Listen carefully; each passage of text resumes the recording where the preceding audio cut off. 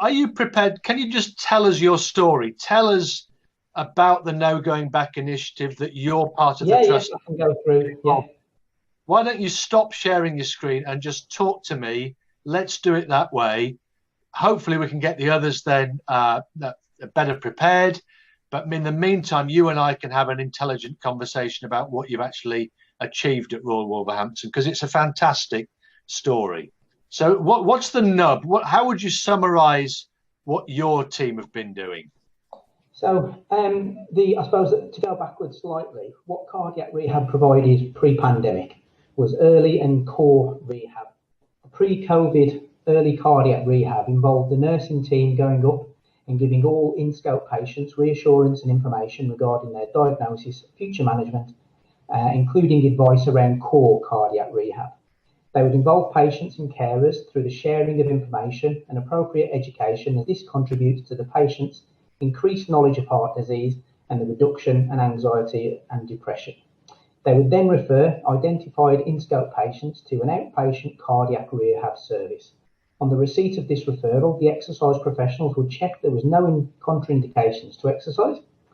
Core cardiac rehab then involved a face-to-face assessment, individualised exercise prescription, twice weekly hospital and community-based supervised exercise, and at the time our home-based programme involved specialised exercise advice and British Heart Foundation DVDs. Patients were also offered a 4-week stress management programme. What changed at the beginning of COVID... Chris, sorry to interrupt you. So this is pre-COVID, yes? That was pre. So that was what we changed. So we were doing this pre-COVID, and then at the beginning of the COVID-19 pandemic in March 2020, the cardiac rehab nursing team were all redeployed to the cardiothoracic wards. However, they were able to continue to monitor admissions and subsequently make the early post-discharge contacts. Following this, they referred all patients to core cardiac rehab, as the trust had determined that phase 3 cardiac rehab remained essential to keeping patients active and preventing unnecessary readmissions. So what we initially did is we undertook early telephone motivational interview with patients to assess their needs and address any misconceptions. Many patients were fearful of leaving their homes and therefore were at a danger of becoming very inactive and or sedentary. This was followed up then with a formal subjective phone call assessment, either on the phone or using Accurate's video software. And we included patient-specific functional scales, Duke Activity Status Index questionnaires as valid outcome measures. Progress was monitored with regular follow-up calls to titrate advice and monitor symptoms and progressions. Digital platforms were utilised, including locally produced YouTube videos that were designed to meet our national BA CPR guidelines and recreate our exercise class format, plus the use of Activate Your Heart website to communicate health education and stress management advice. For those patients without internet access, we made use of British Heart Foundation DVDs and PhysioTool software to design individualised paper workouts that could be posted out to patients. Following the completion of virtual 8 to 12 week cardiac rehab programs, a repeat assessment was conducted using, again, phone call or Accurate software, and patients were offered a referral to our community phase 4 service and booked in for their 6-month review assessment. The results we found over the pandemic, there was an increase in uptake in patients referred to our virtual exercise-based phase 3 compared with usual practice. The percentages were a normal referral rate of 70% and increased to 91% during April to August, and this related to the number of referrals received from the total number of admissions in that period. The number of new patient assessments increased from 259 April to August 2019 to 323 April to August 2020, despite this being during the pandemic period. The impact clinically meant we had to increase our follow-up contacts and 6-month review clinic capacity significantly.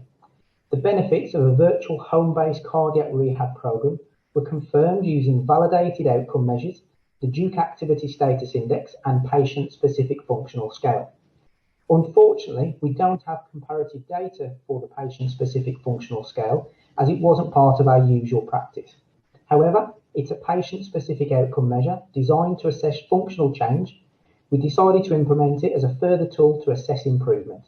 We know that an increase of any score between 1 and 3 for an individual activity shows greater significance, and our mean improvement was 2. As our Phase 4 service had also moved to a virtual cardiac rehab community-based service, we were able to continue to refer patients who were stable and adhering to an exercise program, and our Phase 4 referrals increased from 32% compared to 20% in the period of the previous year. This equates to 46 referrals last year compared to 97 over the same period this year. Fantastic, Chris. Can I ask a couple of supplementary questions just in terms of what you've already talked about? Could you explain, one of the key things here, it strikes me, is persuading your patients to do things differently. Yeah. And I'm interested in, how did you overcome any preconceived objections or challenges to that from patients or their families? Did you find it relatively easy, or was it difficult? How did you do it? What was the technique? The main benefit was that motivational interview that we included. So initially, patients would be seen on the ward and would be offered outpatient services, which was very easy for a patient at that stage to say no. The words exercise program, sometimes the words exercise, straight away, would you like to be referred to an exercise program? And the answer was no. So what we changed was that I contacted all admissions to have a chat with them about how they've been since discharge and whether they wanted any further physical activity and exercise advice. As we didn't have an exercise program to offer, we didn't need to use that language. And it was definitely that change in terminology that got a lot of patients to talk about being fearful of going outside due to the COVID pandemic, being unsure about what activity they could do within their house, and what activity they could include in normal daily life. And that seemed to be the big sort of shift from only getting 70% of patients previously up to 91% now. So in terms of your recommend, because I mean, today is really all about sharing the learning, so if you've got other units, cardiac units, rehab units, tuning in or watching this as a recording, what would be your recommendations to them in terms of how to do this? What's the sort of key 2 or 3 takeaway things from your experience? So initially, I would say having those conversations with the patients around their misconceptions around exercise and finding out what the patient's fears are.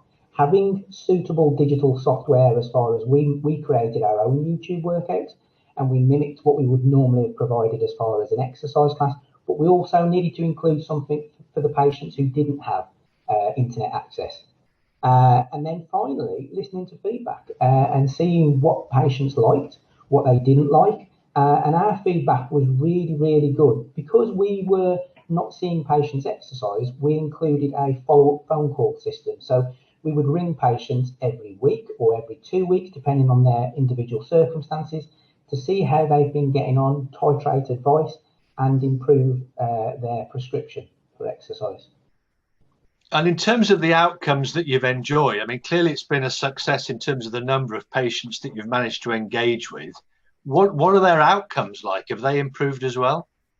Yeah, so because it's phone call and video chat outcomes, it is questionnaires that we're using, and the Duke Activity Status Index can be related to a MET value, which is a metabolic equivalent, and all their scores had improved. So there was a definite trend of everybody's psychological and physiological health improving over this period. Well, that's fantastic. I think that's fantastic. It's a great example case study to kick off with, and it's very tempting when we're looking upon this from a horizon perspective. We kind of look and we think, well, okay, so we've done primary care, we've done a little bit of outpatients, but when you drill down to very precise examples such as you've so eloquently described, I think it brings it alive to people the opportunities that still exist for more of this activity. So thank you, Chris. That's a absolutely fantastic start, and it just shows you don't need PowerPoint necessarily. Just the power of good speech, good eloquent conveying of the messages. Well done, Chris. Thank you. What about Lydia next? Come on, Lydia. Are you there?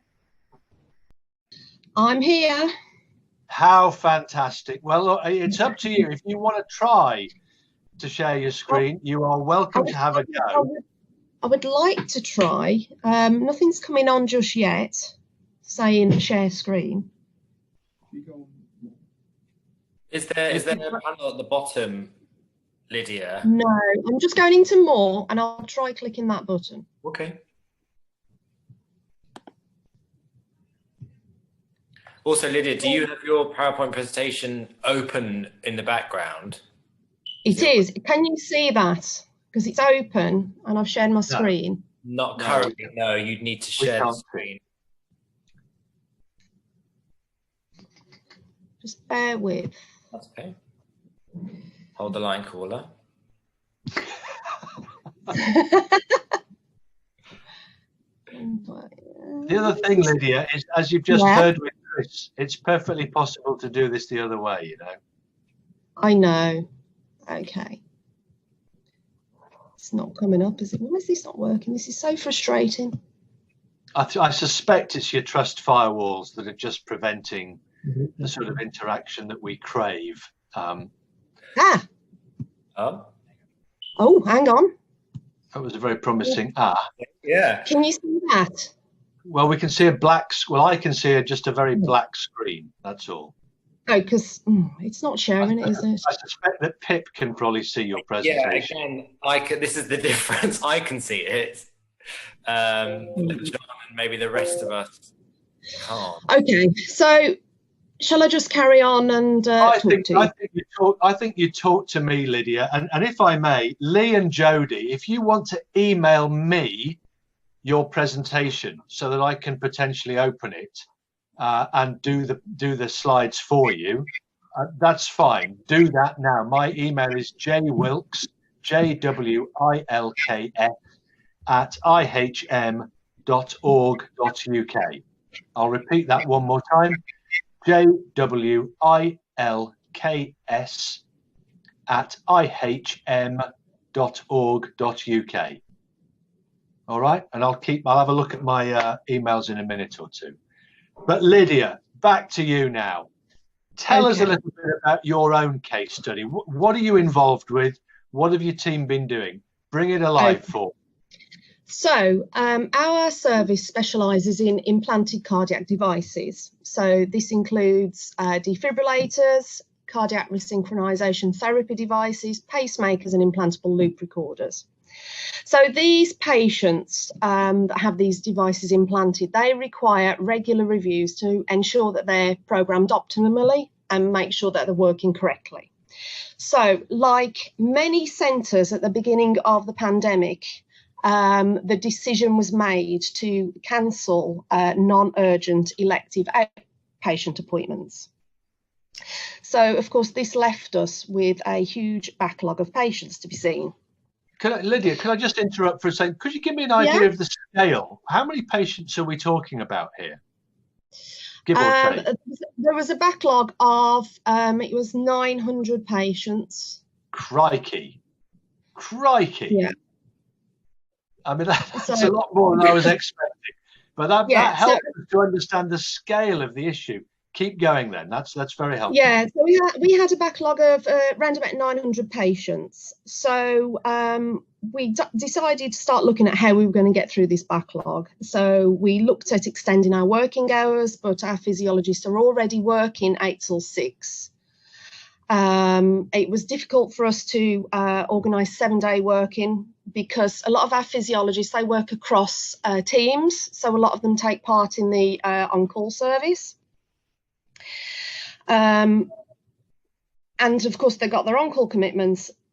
So so what we decided to do, first thing we did is these patients, they very often have heart monitors that they keep at home and they can transmit the information from their pacemaker to us. So first of all, we started using these devices. But of course, there's cost implications. Not all devices are compatible. And also there's an element of acceptance by the patients. Not all of them want to accept them. But to give you an idea of how many monitors we issued, 2019, for the same time period, we issued 217. For 2020, same time period, we issued 485 heart monitors. So that gives you an idea. Okay, so that's the first thing we looked at. Okay, so we went back to the drawing board and thought, we're not going to get through all these patients. We need to see them. Time is ticking on. So we went to our senior manager, a colleague of mine, Emma, who's my deputy of the service. She'd seen something elsewhere and came to me with an idea of implementing a drive-through pacemaker service. So we took this idea to the senior manager, who thought it was a great idea. We then went to the estates planning team, who were fabulous. And we then started working on the development of the site. The senior manager was very, very supportive and gave us the go-ahead very quickly. And Good for them. I know. And the innovative estates team, they understood the problem straight away and they acted very, very quickly. So in order to get this up and running, we wrote protocols in conjunction with our resource team, because we are seeing patients out in a car park. Yeah. The car park had to be cordoned off while we took delivery of the porta cabin. And it was a multi-team effort. I'm very, very fortunate because I work in a fabulous team. They're all very supportive and they think on their feet. So without them, we couldn't have achieved this. I just want to say that. So once the porta cabin had arrived, we had to get Wi-Fi and power into it. And then we started triaging the patients. Now, triaging the patients was quite a lengthy process. So, and that was to make sure that the right patient was going through the porta cabin. Okay. Issues that we incurred. And again, I'm sorry to interrupt you again, but give us an idea of your sort of daily capacity that you decided upon. How many patients were you managing a day? Prior to COVID, we were seeing around about 12 patients in clinic. During the porta cabin, we've increased that to around about 24 patients per session. The clinic times are down to 10 minutes. Yeah, so it's allowed us to get through a backlog of patients. And yeah, we've actually got through the backlog of patients to date. Problems that we've incurred is patients arriving on buses. We had a patient arrive this week on our mobility scooter. But we have updated our information and that has helped a lot. We've got through, as I say, we've got through the backlog. And yeah, that is pretty much it. I'm just trying to read my PowerPoint and go through my notes as well. So no, it's fine. You've done very well. This is not easy. I absolutely get that. You know, help us again. I'm going to ask you the same questions I asked Chris. If there were 2 or 3 pieces of advice you could give to other teams, because you know there will be other teams dealing with patients with implanted cardiac devices all around the country who are looking at their own backlogs and thinking, oh, crumbs, you know, how on earth are we going to wade through this? So what's the key advice, if 2 or 3 pieces of key advice you could give them?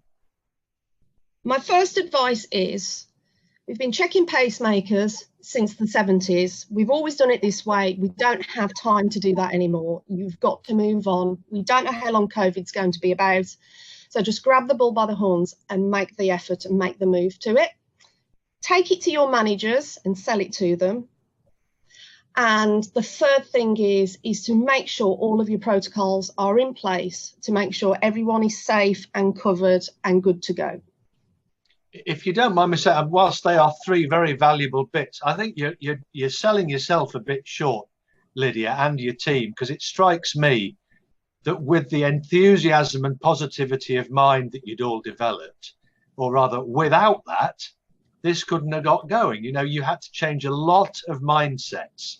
You had to engage with your physiology team. You know, you had to engage with facilities people. This is a big communications effort and influencing effort as much as anything else. I mean, from idea to implementation and first patient going through, it was 3 weeks. And like I say, I mean, I've got an amazing team around me. They are, I'll use the word awesome. They are fabulous. And you were very kind to your facilities colleagues as well at one stage during our chat now as well. It was a huge... You described them. I wrote it down. I was so surprised. You described them as innovative. And I thought, well, if there is ever an accolade that can be given to a facilities group, innovative is it. I love that. That's fantastic. Well, I owe them a lot of favours for what they produced and what they've done to help us, because they have been amazing. I mean, even when we had water pouring in the one afternoon, they were there and they sorted it all out for us. So I can't thank them enough. I can't thank my team enough.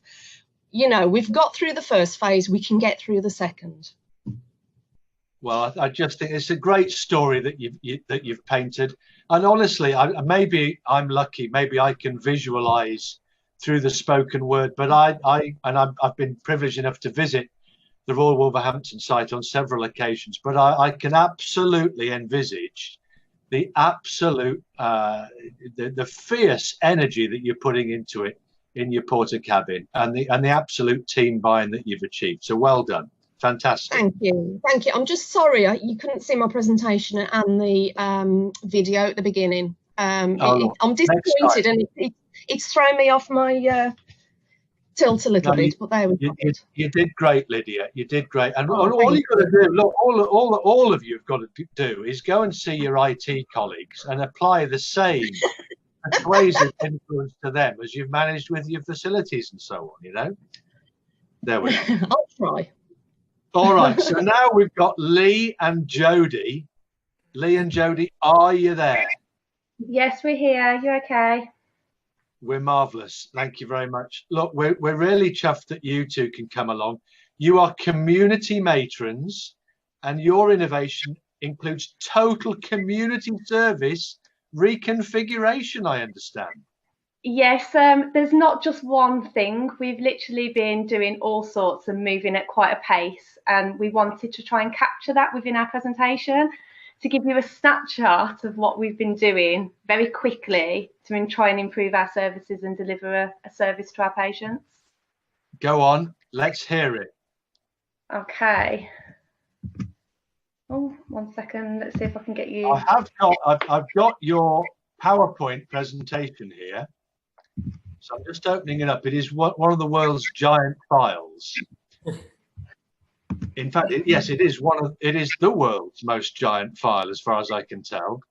I'm just going to close that down, and let me see if, by the power invested in me, I can actually do a little screen share for you. How about that? John, we do have a video embedded on the first slide. I'm not sure if that will play. Okay, well, look, can you all see your slides now? Yeah, we can.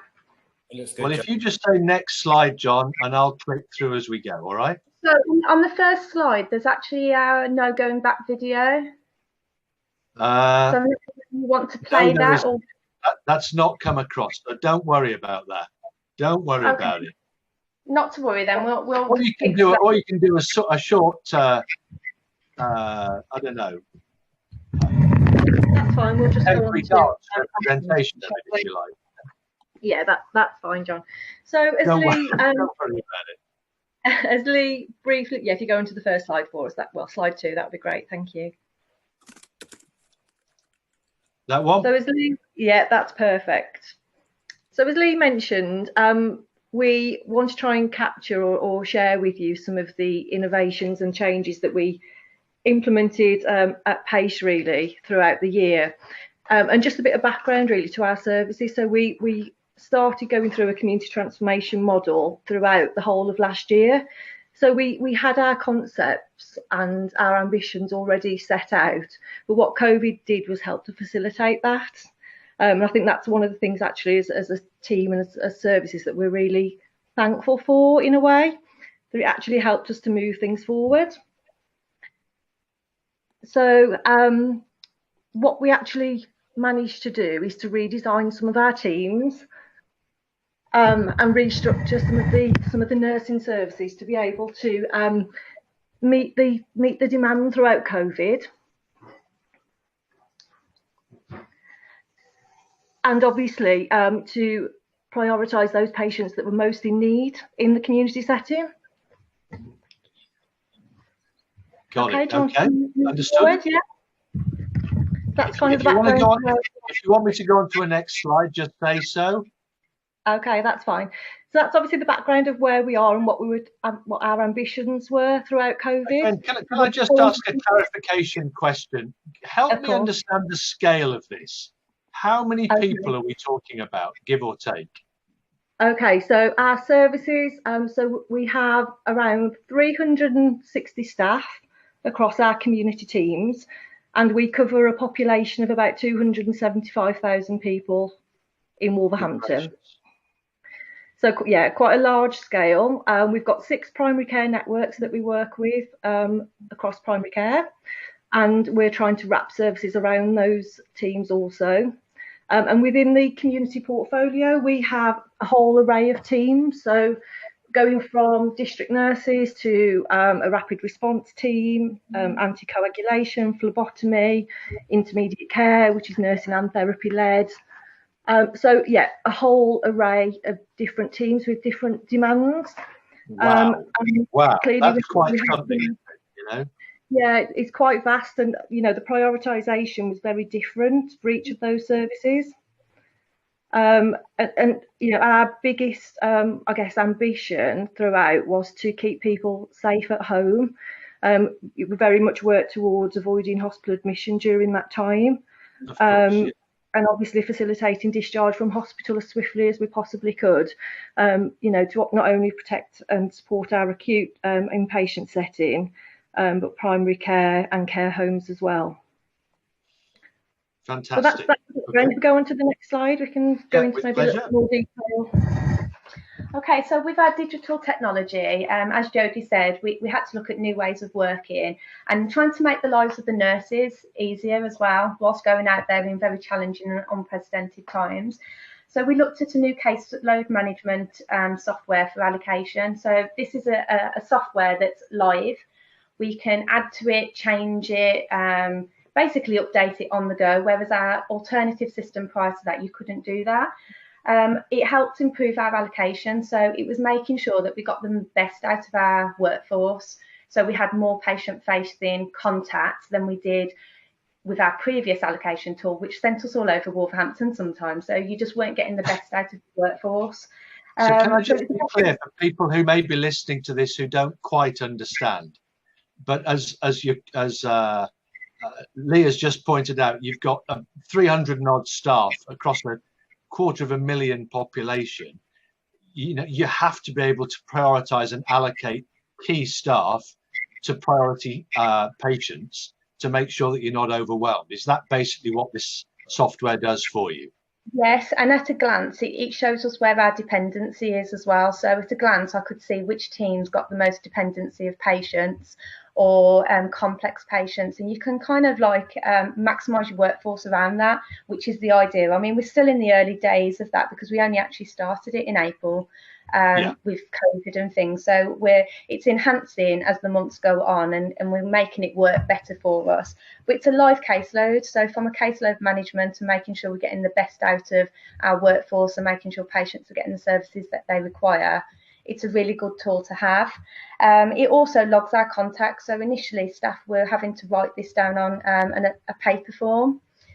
So this has saved massive amounts of time of staff because now it logs on this electronic device, which leads us into our smartphones and iPads. So we invested into iPads and smartphones so that the staff could actually get their allocation for the day on their phone and actually go to their first contact from home instead of coming to base. And that was to reduce how many people were in base at one time and to manage in line with government guidance. But also we're community nurses. It's making sure that we're enhancing remote working safely. So that enhanced that. We did virtual huddles and safety briefing. So again, trying to avoid staff coming in where we had too many people in at one time. But it meant by having electronic devices and FaceTime and MS Teams, which we had enabled onto all their devices, it meant that we could still keep in contact with our staff. It's quite lonely and stressful and daunting, especially during a COVID pandemic, to work as lone working practitioners. And then not have that face-to-face contact with your team. So we looked at another way, and MS Teams has really helped enhance that, meaning that we can still discuss complex poorly patients, we can still make sure we get best outcomes for patients, but also staff can troubleshoot with us still and see our faces via MS Teams and get that reassurance and support that they need to then go out and deliver a really good, safe and effective service. Well, it's fantastic. I've got half an eye on the time that we're using up. Give us an idea of the outcomes that you've achieved through adopting this digital technology solution. Give us a feel for how many more patients you've been able to see, or whatever other outcome measure that you've used. Well, if you think that we still managed to maintain our caseload, but on a reduced workforce, that tells you by being able to do virtual consultations, reducing our duplication of visits for senior reviews, because we could do that via FaceTime and virtual consultations. We've still been able to maintain our caseload, despite the fact that we've had just within my team alone, I've had about 20 staff redeployed because they were high risk. So they've had to be deployed into a different service. So from that in itself, that is fantastic. Yeah, so that's just a bit of a flavour of what we're doing electronic wise. So if we just move on to the next slide. Yeah, we've got about 8 minutes to go, ladies. So rather than go through the whole of the slide, perhaps focus on the key element, you know. Yeah, so I think one of the key portfolios that we established rapidly during COVID was our care coordination hub. So this was a brand new concept for us in Wolverhampton. It's something that does happen nationally, but it's not widely adopted yet. And what this enabled us to do was not only redeploy our own high-risk staff that we had to protect during COVID, maintain all the skills and the experience and knowledge that we had within that workforce, but also relinquish a lot of the responsibilities that the front-facing teams had to manage. So a lot of the admin elements, things that could have been done back office, but we never had the capacity to do that. We managed to put this new service in to be able to support those teams. So that released a lot of patient-facing clinical contact time for us. And as Leigh said, that enabled us to maintain our caseloads, which didn't reduce massively during COVID, but with quite a vastly reduced workforce during that time. So this model is. We'll have people watching this on phones and tablets, and they probably can't see a lot of the writing on here. It's just a bit too small for them. But this is about, you know, intelligent use of remote monitoring technology and video consultations, using your redeployed staff properly in non-patient facing environments, centralized triage, allocation and patient call handling.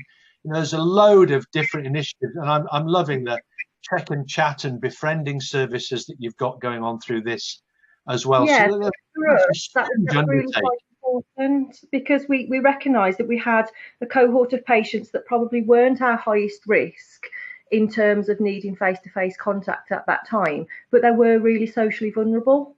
And actually that for us could have led to an increase in admissions at that time, which we wanted to prevent.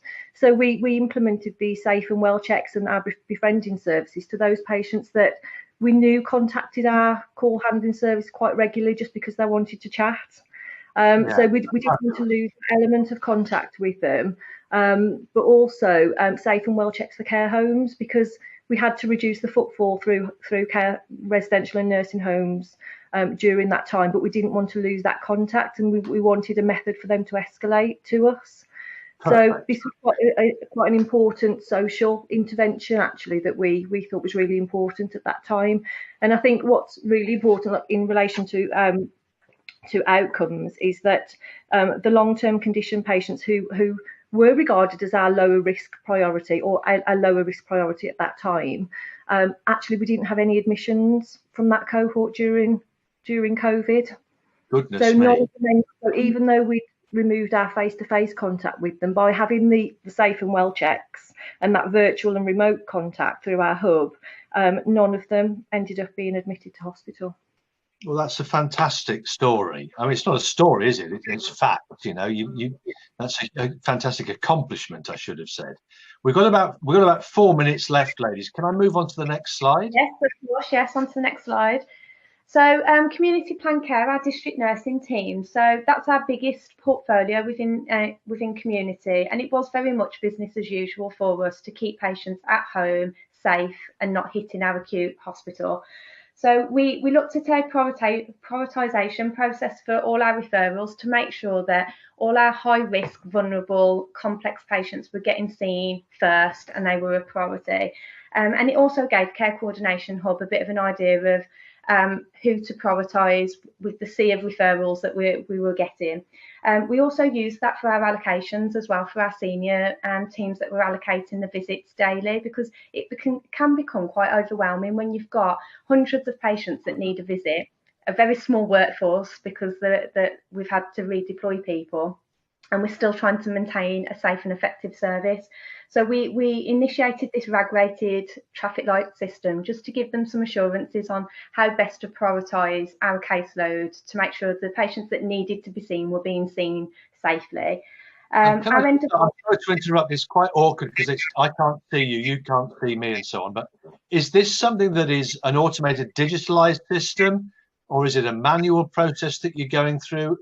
How is it linked through?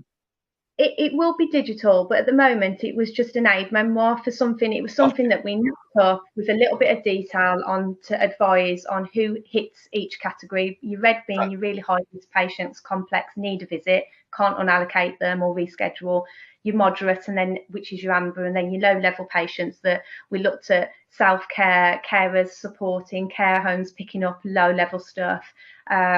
And that's how we worked it out, really. So eventually that will be electronic and something that we do digitally. But at the moment, it was something fantastic. I know you'll have a lot of other people around the country who'll be interested in possibly having a look at that. So are you okay to share that with people?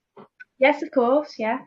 And then on to our end of life stuff. As you can imagine, with our COVID pandemic, we were seeing an increase in end of life care in community, and obviously that was the best thing for them to be at home. That's where they wanted to be. So we looked at collaborative working with our local hospice, which was great. We learned a lot from one another. We've both been able to implement different ways of working and transfer it into our teams. We've been able to share expertise, clinical skills, knowledge. So it's been a really fantastic experience, really, and it's evaluated really well between both teams. But it's also meant that we've been able to keep up with the challenge, like the increasing need for end of life care in Wolverhampton. Fantastic. So, well, look, we've got 1 minute left. Do you want me to go to your last slide or not? Yeah, we can do. And I think this is just another one. Really quick. We've got about 45 seconds. Okay, so really quickly, this is another one of our portfolios, and again the priority here was around admission avoidance. So we pulled together 3 of our what historically were separate nurse-led teams into one, so we could really maximise our clinical skills and capacity. And this team largely focused on proactive advanced care planning, anticipatory meds, DNARs, verification of death, unfortunately, so we could really respond to end-of-life care. That team completely transformed, and actually we're not reverting back to the old way of working. We've proven that we've got far more resilience. The staff feel really valued. Their clinical skills are being developed. And so, yeah, we're meeting the needs of the patients within that meet the criteria for that service. Well, I've got to say, they look like a fantastic group of people as well. You know, if happiness were measured in smiles, there we are. You know, yeah, absolutely. Clearly pre-COVID. Can I just say to all of you in Royal Wolverhampton, to Chris, to Leigh, to Jodie, to Lydia, and I've got to thank Vanda as well. You know, you guys are inspiring. You're doing such fantastic work there. I know it's not just the 5 of you. I know you've got huge teams around you who are all very committed as well. So please, on behalf of the Academy, thank everybody from us. You're doing terrific work. Long may it continue. And I know there'll be a lot of interest from people who want to find out more about your services in future. All right? Yeah. Thank you. Thank you. All right, guys. Thanks a million. Really appreciate your time and your efforts.